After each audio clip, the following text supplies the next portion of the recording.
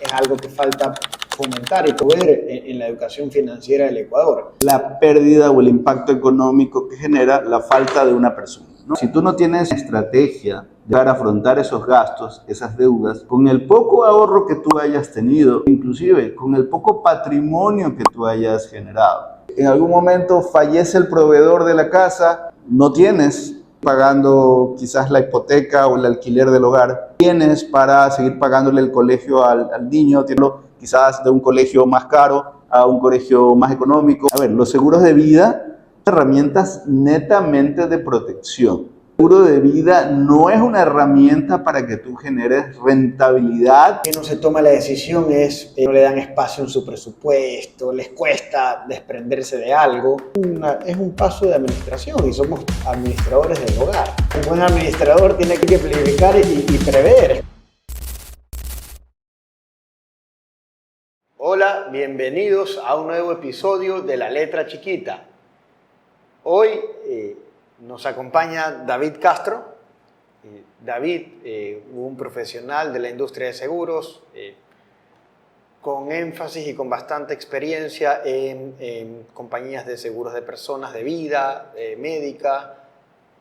Durante algún tiempo, trabajaste creo que en Pan American Life. Correcto. Bastante tiempo.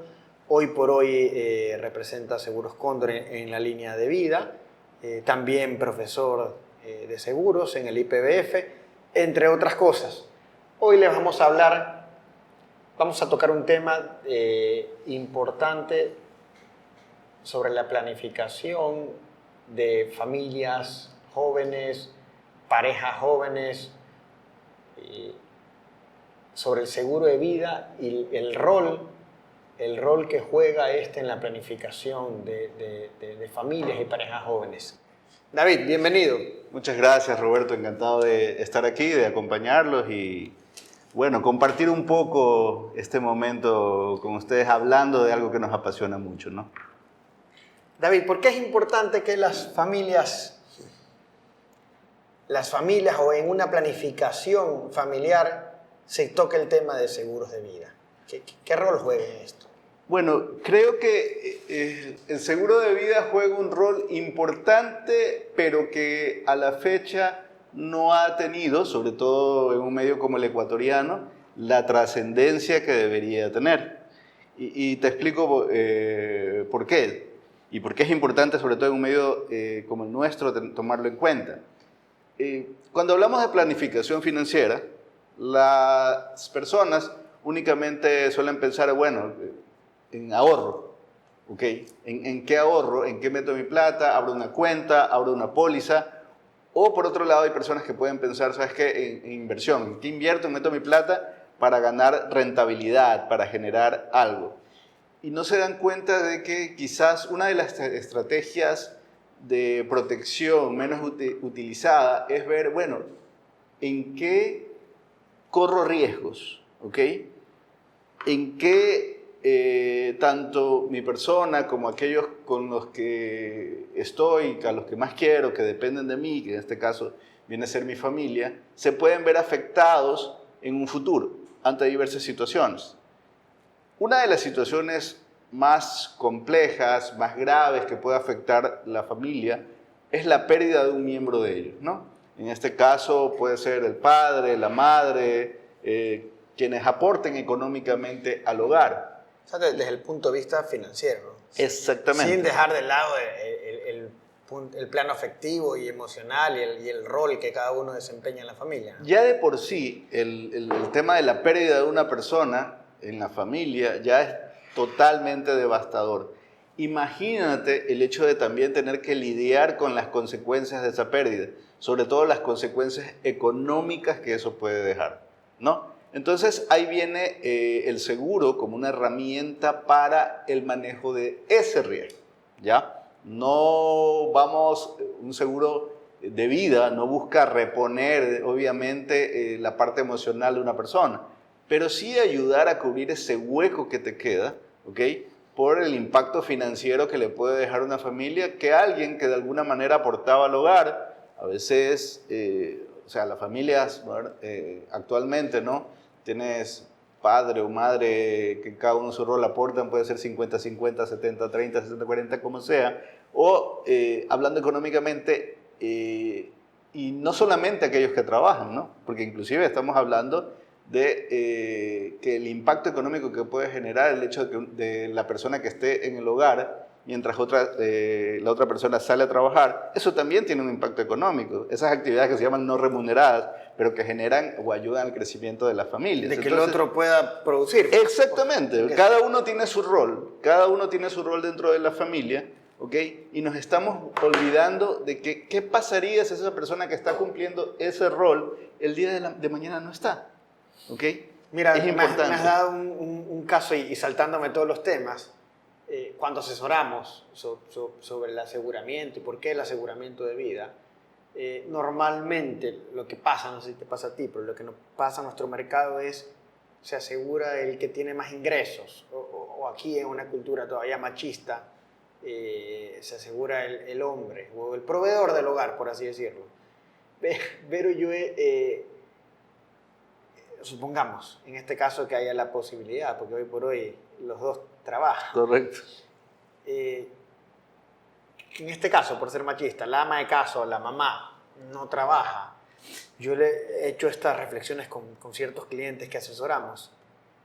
En el caso de que ella falte, que no genera un ingreso hoy por hoy económico, te va a quitar tiempo a ti. El que trabaja va a necesitar estar en el hogar para organizar su casa. Correcto. Y va a disminuir su tiempo de producción. Es natural.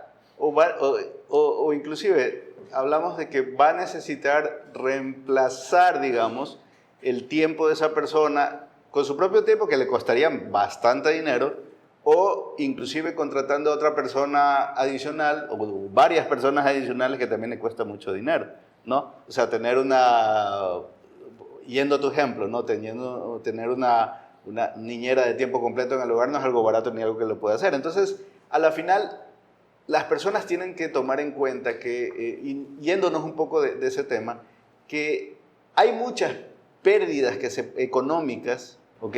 Muchos impactos financieros en las familias que se generan cuando uno de ellos no está.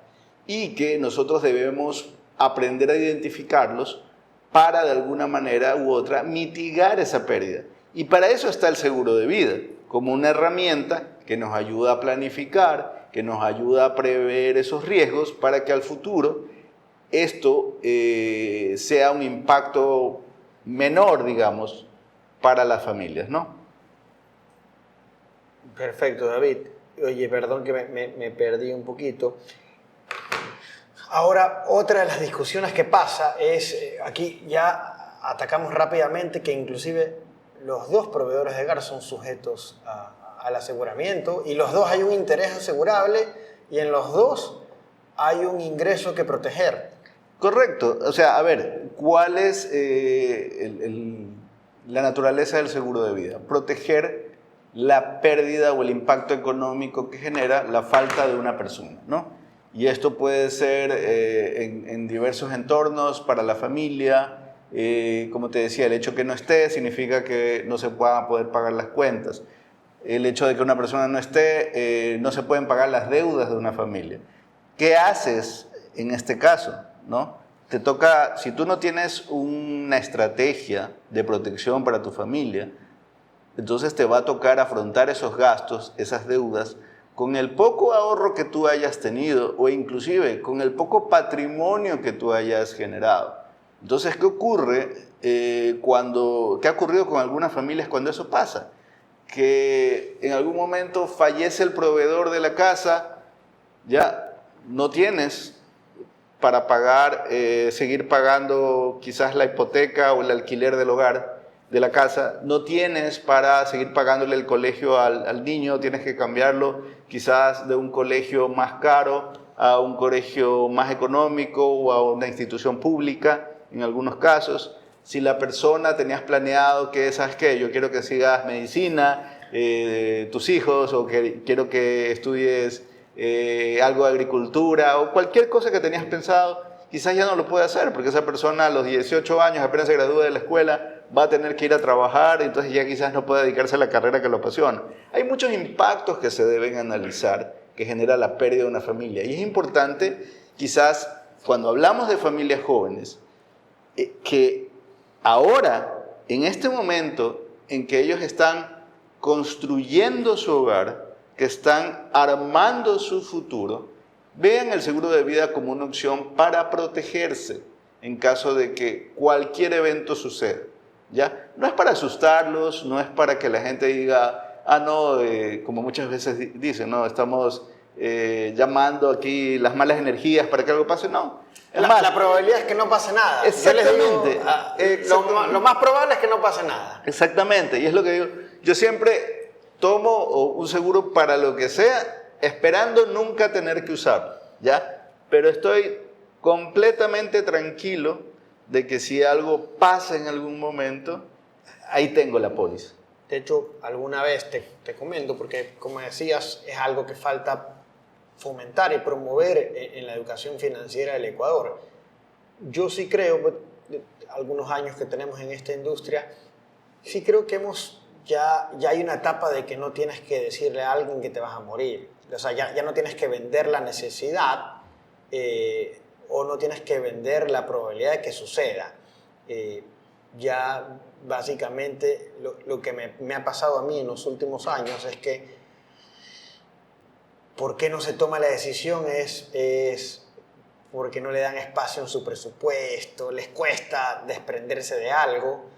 Y como tú lo has dicho, hoy estoy escuchando y concluyendo, es un paso de administración y somos administradores del hogar. Entonces, claro. Un buen administrador tiene que planificar y prever. Es como el lucro cesante en los administradores de empresas. A ver, y ahí vamos, como dices, derribando ciertos mitos en el tema del seguro de vida que tú dices, bueno, a la final quizás es un gasto, entre comillas, adicional que voy a tener. No es un gasto, es lo que yo digo, una inversión en protección, ¿ok?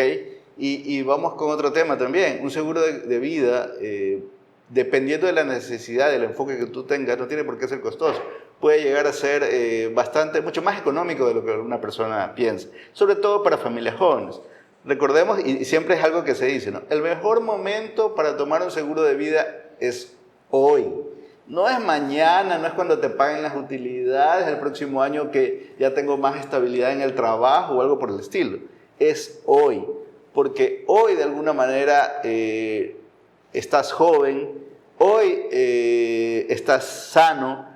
Por lo tanto, las condiciones que vas a tener para contratar una póliza son mejores.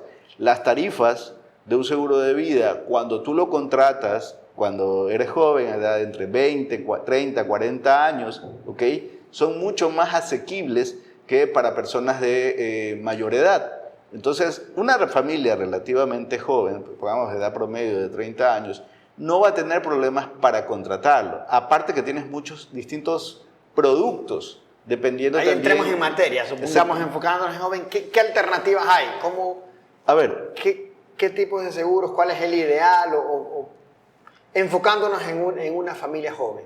A ver, como te decía, a la final podrá depender del enfoque que tengas, ¿no? Pero lo básico es el tema de protección, la indemnización básica en caso de muerte por cualquier causa. Muerte por cualquier causa, te digo. Y ahí tienes los que se conocen como seguros a término, ¿ok? Seguros a término que tú puedes contratar en el mercado, o temporales, a 1, a 5, a 10, a 20 años. Que ya se congela el precio. Exactamente, digamos que es por un tiempo determinado, ¿no? Por el tiempo que tú lo contratas. Si tú contratas un seguro a 10 años, a 20 años, entonces tú vas a pagar una prima establecida durante el producto por ese periodo. Una prima igual a precio. Exactamente, fijo, sí. Una cuota fija. Una cuota fija. Y no te sube como el seguro médico. No, o sea, no. Congelado en el precio. Es una de las bondades de ese producto. Esa es una de las bondades, pero obviamente depende del producto que tú contratas. Entonces, si ya contratas a un largo periodo de tiempo, ¿okay? Entonces ya sabes, tienes la tranquilidad que por ese periodo puedes tener, o sea, ya sabes la prima que vas a pagar. ¿Qué es lo que busca una familia joven, no? Y un poco cuando, tú corrígeme, que eres el experto, cuando asesoramos una familia joven, ¿qué es lo que te debería preocupar? Una muerte prematura. Exactamente. Ese es el riesgo principal. Principal. Y eso, lo básico. a veces cuando converso con algunos colegas y otros demás, Bueno, ¿qué es lo que buscas cubrir? A ver, la muerte es un suceso cierto. No sabemos cuándo, nada más. Y ahí va el tema, que es una muerte prematura porque tú no sabes cuándo, pero uno no espera morirse el día de mañana, ¿ok? Espera, o al menos lo que uno desea generalmente es que esto ocurra ahora con la expectativa de vida después de los 80, 90 años, ¿ok? No sé qué voy a hacer a esa edad, pero al menos espero que ya no sé cómo voy a producir a esa edad, pero... Exactamente, pero al menos yo sé que va a ser después de ese tiempo. Pero lo que sí te puedo decir es, a ver, una familia joven, ¿cuál es su principal preocupación? Dices, bueno, a la final tengo a mi esposa y quizás tenga planificado o ya tenga hijos, ¿no? Entonces, ¿qué te interesa cubrir? Es ese lapso de riesgo quizás que ellos son más vulnerables, aquellos que dependen de ti. Y si tomamos en cuenta eso, ¿cuánto tiempo le podría costar a una familia estabilizarse económicamente cuando otra falta? Y ahí es donde dice, tú puedes planificar en un horizonte de 10 a 20 años. Hay una regla, eso te decía, a ver, ¿cuánto contratar? Ya entrando en el tema, Así es. La suma asegurada. He visto que los americanos a veces tienen esta regla de tu ingreso por 10. Es relativo. Mira tus gastos. Exactamente. ¿Por qué se utiliza esto del ingreso por 10? Porque digamos que es un tiempo relativamente amplio y estable para que una familia recupere su estabilidad económica, ¿no? Entonces, digamos, una familia que pueda tener unos gastos de $2,000 mensuales, esto significa $24,000 al año que esa familia gasta, para cubrir los gastos normales que tiene, para mantener su estilo de vida. No es para hacerse rico ni nada por el estilo, que muchas veces la gente también lo confunde. Porque el dinero se deprecia en el tiempo, ¿no? Entonces, ¿cuánto debería uno cubrirse? Entonces, lo que se le sugiere a la gente a veces es, bueno, ¿cuánto es lo que tú necesitas para cubrir tus gastos al año? En este caso, usando el ejemplo, serían 24,000 y multiplícalo por un horizonte de años en el que la familia puede tener estabilidad. Se suele usar el horizonte de 10 años, ¿ya? Ahora, si llegamos a un análisis más complejo, ya eso puede variar de familia en familia. Puede ir un poco más, un poco menos. Un poco menos, pero digamos que en promedio 10 años. Estamos hablando de que una familia que tiene gastos o que necesita generar ingresos por 2,000 al año para cubrir sus gastos, necesitaría tener una cobertura por persona de $240,000 para, digamos, estar tranquilo. Y ahí es donde yo le pregunto siempre a la mayoría de la gente, oiga, ¿usted ha pensado que necesita tener $240,000 de cobertura? ¿Ok? La mayoría te contesta que no. ¿Ha cotizado siquiera para saber si es caro o no? No tienen idea. Entonces, esa cobertura podría llegar a costar, o sea, tomando ciertos ejemplos. ¿Cuánto podría costar para una familia joven? Dependiendo de la empresa y del producto, pero digamos que quizás en algunos casos no vaya a costar más de $500 al año. Menos de lo que le cuesta una póliza de vehículos, por ejemplo. Ahí va la relación. Exactamente. Y si lo divides, 500 al año, estamos hablando de $60 al mes. Exactamente. Menos de lo que le cuesta una comida. Sí, va a depender mucho de factores como la edad de la persona, el tipo de producto que tenga, la temporalidad, exactamente, pero te estoy dando como que una referencia en general, ¿no? Entonces es importante tomar en cuenta que a la larga no es un seguro caro, ¿ok? El básico, el de protección, que eso es como... que es lo mínimo que debería tener una persona, ¿ya? Al menos, o las dos personas dentro de la familia de alguna manera. Ya. ¿Ok? Entonces, eso es importante. De ahí también, ya dependiendo del enfoque y la capacidad que tenga la familia, hay otros productos que pueden ser muy buenos. Por ejemplo, hay los que se llaman seguros universales de vida que se venden aquí también en Ecuador, que no solamente te cubren en caso de fallecimiento, sino que te permiten hacer ciertas planificaciones a futuro, ¿ya? Entonces, quizás muchas de las personas hayan escuchado de ciertos productos que te dicen, ¿sabes qué? Un seguro para que tú puedas financiar en un futuro la educación de tus hijos, o que te sirvan para la jubilación, o que te sirvan para, qué sé yo, tener un fondo de ahorro a futuro. Entonces, a la final, lo que yo siempre le decía a la gente, son estos mismos seguros de vida universal, donde funcionan, te dan la protección del básico, pero adicionalmente, con lo mismo que tú pagas, te pueden generar O con un poco más, porque sí, pagas más, pero te van generando este colchón que tú lo ves como una inversión de bajo riesgo, ¿ok?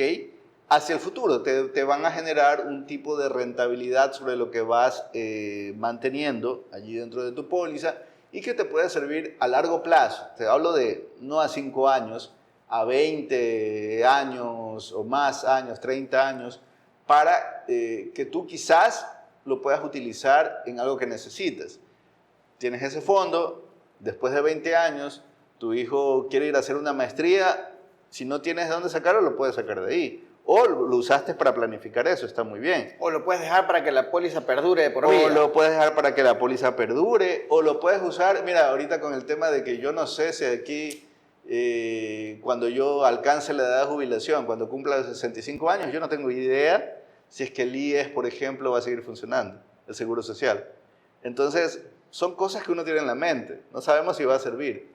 Pero, por ejemplo, con esos tipos de pólizas también, no solamente te sirven para cubrirte en caso de muerte, sino que también te permiten hacer esta planificación financiera a largo plazo, donde tienes un colchón. O sea, es un allí, mix, ¿no? Porque no es netamente financiero el producto, pero es como un contingente, ¿no? Exactamente, ¿ok? Que forma parte de lo que tú puedes utilizar como una estrategia de inversión, pero basado en protección.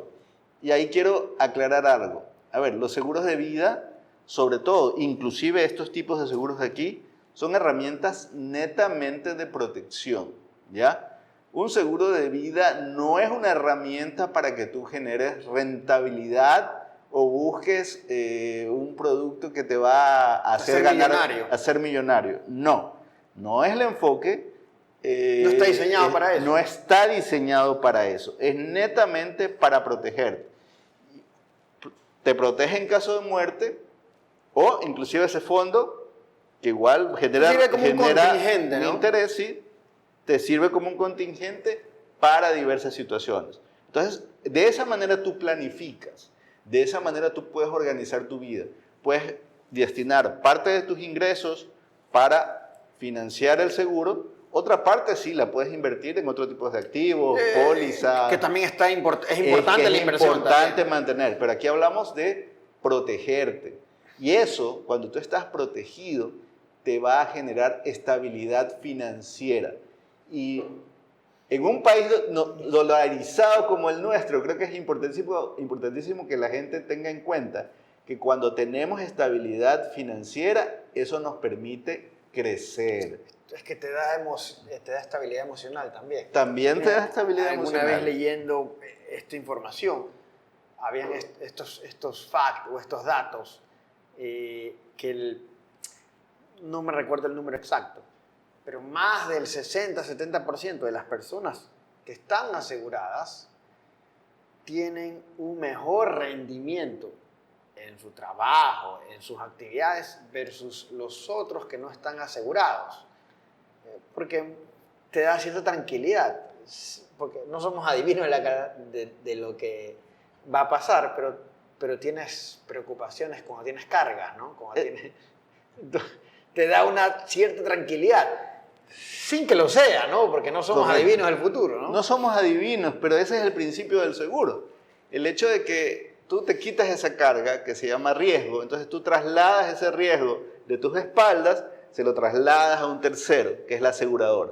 Entonces ya, digamos que al menos en esa parte, te quitas ese peso de encima, ya sabes que de alguna manera le das estabilidad y como decía, sobre todo en este mes de febrero, mes del amor, de la amistad, digamos que metiendo una cuña comercial vendría a ser el regalo, uno de los regalos más preciados que tú puedes dar a tu familia, el hecho de que le das estabilidad, ¿ok?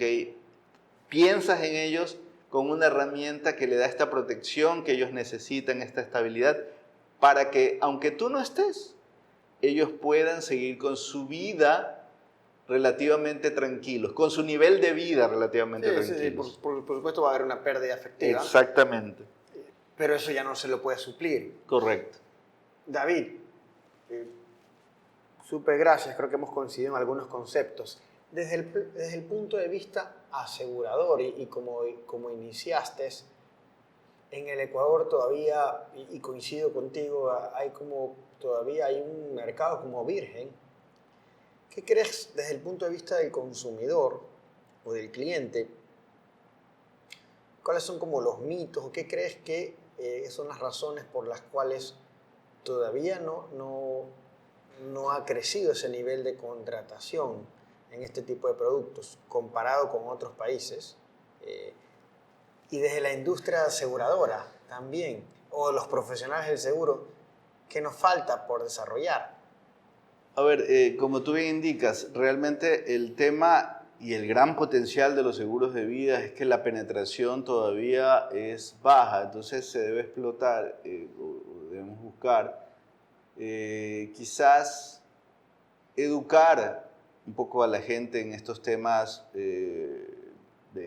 desde el punto de vista de la educación financiera para que vean o valoren la importancia del seguro de vida. De parte de las aseguradoras, por ejemplo, quizás innovar en la forma en que se colocan los productos, pedirles, inclusive a veces hasta perderle el miedo. ¿Qué es lo que pasa muchas veces? Creo que también de la parte del sector asegurador hay un poco de miedo a veces por la situación mismo del país, ¿no? Sabes que es complejo desde el punto de vista de seguridad, desde el punto de vista también de las enfermedades, puede llegar a ser complejo, ¿ok?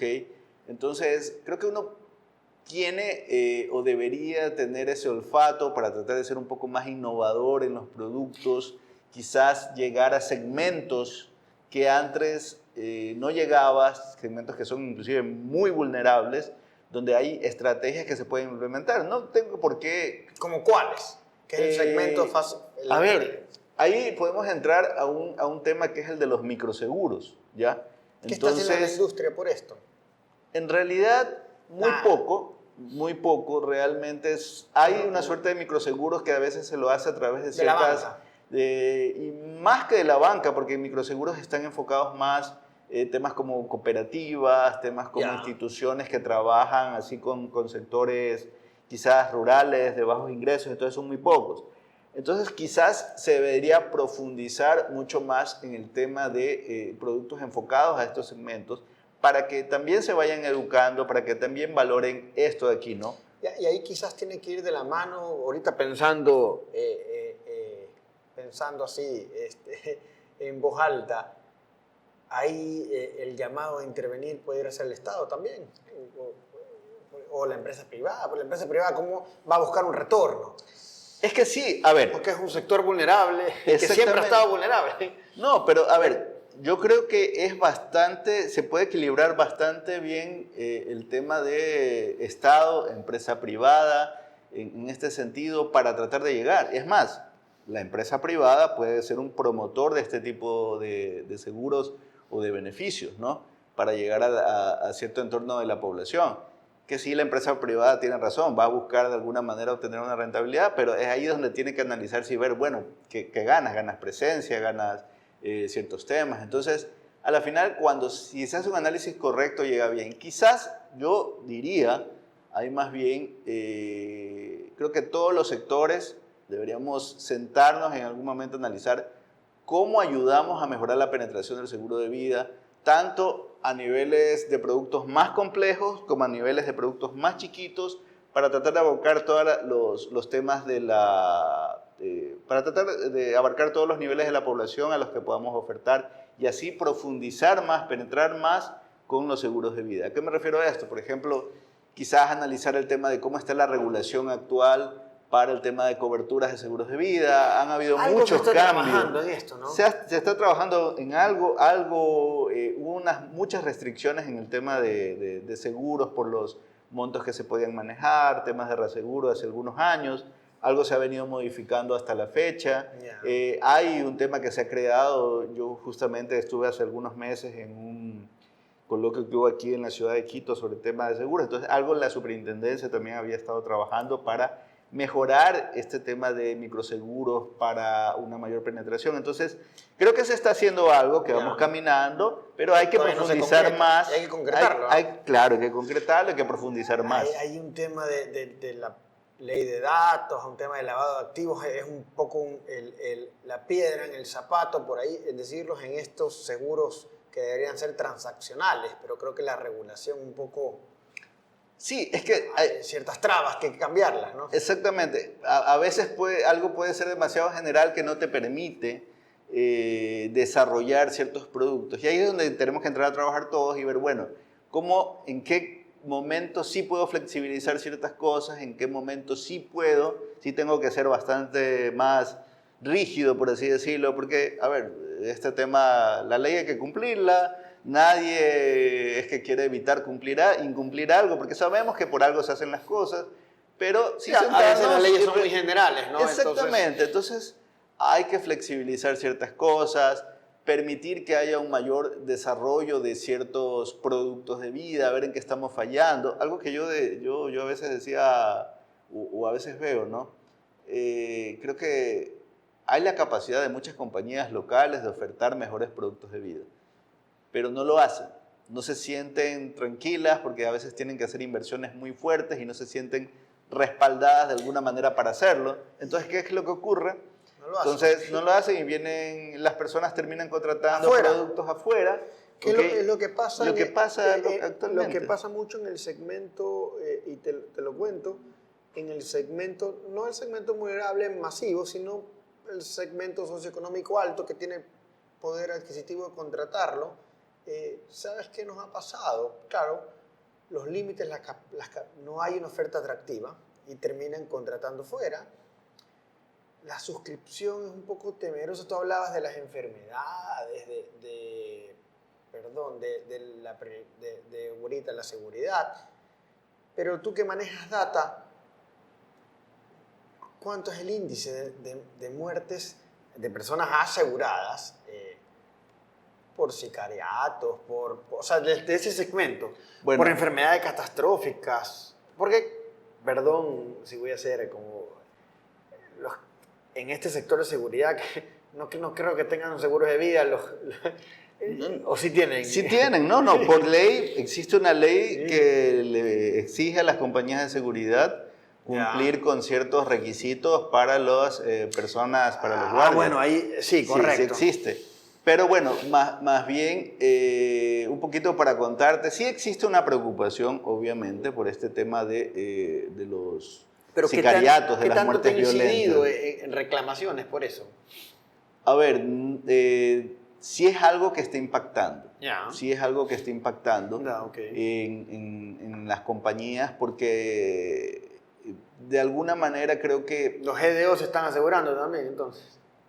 Es que tú no puedes, en la actualidad tú no sabes quién puede estar involucrado en algo, y como a la final yo creo que más bien los controles de lavado de activos, las cosas que hacen las entidades de control en ese aspecto deberían ayudar a que también nosotros podamos identificar o de alguna manera parar en seco la contratación del sistema, pero es algo que sí puede estar afectando a ciertas compañías.